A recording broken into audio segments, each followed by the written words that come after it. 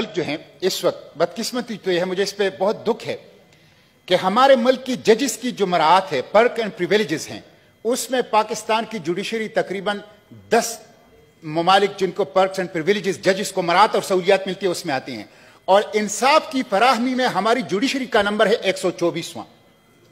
मुझे हैरत होती है, ये तो अफसोस की बात यह है कि जजेस की मराहत और सहूलियात में पाकिस्तान 5 और 10 पहले 10 ममालिक पे है दुनिया में, और इंसाफ की फराहमी में पाकिस्तान 124वीं नंबर पे है।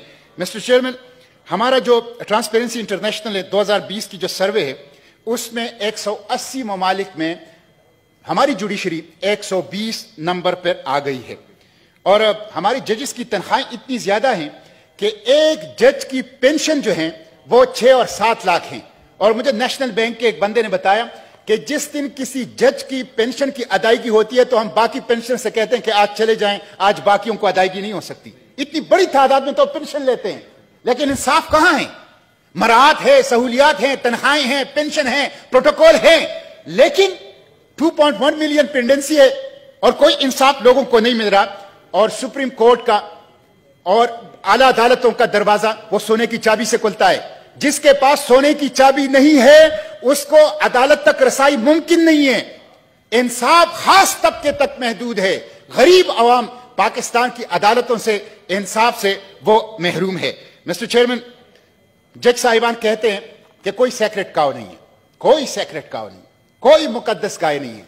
लेकिन मैं जज साहिबान से पूछता हूं, जब ये पेंडेंसी है, जब आप लोगों की कारकर्दगी ये है, तो क्या कंटेम्प्ट ऑफ कोर्ट की आड़ में आप लोग सेक्रेट काव तो नहीं बने हुए? कंटेम्प्ट ऑफ कोर्ट की आड़ में, तौहीन अदालत की आड़ में क्या हमारे आला अदलिया और हमारे जस्टिस साहिबान वो खुद सेक्रेट काव तो नहीं बने? अगर उनका कोई अकाउंटेबिलिटी का निजाम है, अगर कोई उनका खुद एहतसाबी का निजाम है, अगर उनके खुद कोई जायजा और परफॉर्मेंस को गेज करने का निजाम है, तो फिर 2.1 मिलियन मुकदमात पाकिस्तान की अदालतों में क्यों हैं? इसलिए मिस्टर चेयरमैन, ये एक बहुत बड़ा इशू है और मुझे तो हैरत है। मैं जज साहिबान से कहता हूं, आप लोग सियासत में तो मुलविस होते हो, आए दिन वाकयात आते हैं, जैसे आज भी हमारे सेनेटर तारड़ साहब ने एक बात की। आप लोग जो हैं बहुत से इशू के ऊपर सोमोटो चीजें तो लेते हैं, लेकिन ये इंसाफ की फराहमी के ऊपर आप डैम बनाते हैं और मुख्तलिफ चीजों के ऊपर जो आपका काम ही नहीं है उसकी तरफ जाते हैं। लेकिन जो आपका बुनियादी काम है पाकिस्तान के अवाम को इंसाफ फराहम करना, उस इंसाफ की फराहमी अभी तक क्यों मुमकिन नहीं हो सकी है? और दिन ब दिन पाकिस्तान में यह पेंडेंसी जो है वो क्यों बढ़ रहा है? कौन सा माफिया है जिसको अदालतों ने पकड़ा है? आप पानामा पेपर्स का, आप पेंडोरा पेपर्स का, आप चीनी माफिया का, आप पेट्रोल माफिया का, आप इस तरह की माफियाज को देख के कौन सा माफिया है जिसको हमारे अदालतों ने एक्सपोज किया है, जिनके एहतसाब किया है और जिनको जो जुल्म उन्होंने अवाम के साथ किया है उनका उनके साथ हिसाब किताब हुआ है। इसलिए मिस्टर चेयरमैन, ये एक बहुत बड़ा इशू है और हमें इस हाउस को इसके ऊपर मैं कुछ तजावीज़ भी देता हूं। जैसे कि मैं हर चीज, एक तो ये है कि ये जो खाली असामियां हैं इसको पूरी तौर पर पुर किया जाए, फौरी तौर पर पुर किया जाए। 10 मिनट मुझे बोलने का मेरे ख्याल में हक है अपने मोशन के ऊपर। प्लीज आप बोलें जी, प्लीज। ठीक है, तो मैं ये अर्ज कर रहा हूं कि जो खाली पोस्ट पड़ी हैं जजेस की तकरीबन 1048, एक तो इसको पुर किया जाए और जजेस की तादाद बढ़ाई जाए। जजेस की तनख्वाहों को आधा करके उनसे आधे नए जजेस भर्ती किए जाए। इतने जो पाकिस्तान के खजाने का बात की है गफूर हैदरी साहब, सेनेटर साहब ने, कि खजाना के अंदर पैसे नहीं है, जो इतनी बड़ी बड़ी तनख्वाहें ले रहे हैं, तो उन तनख्वाहों को आधा कर लें और उससे आधे इतने मजीद जो हैं जजेस जो हैं वो भर्ती किया जाए। सेकंड शिफ्ट शुरू की जाए, सेकंड शिफ्ट शुरू की जाए। वीडियो लिंक और टेक्नोलॉजी का इस्तेमाल किया जाए ताकि उसके जरिए से लोगों को इंसाफ की फराहमी हो। और लीगल मैटर्स के ऊपर जजेस की ट्रेनिंग की जाए।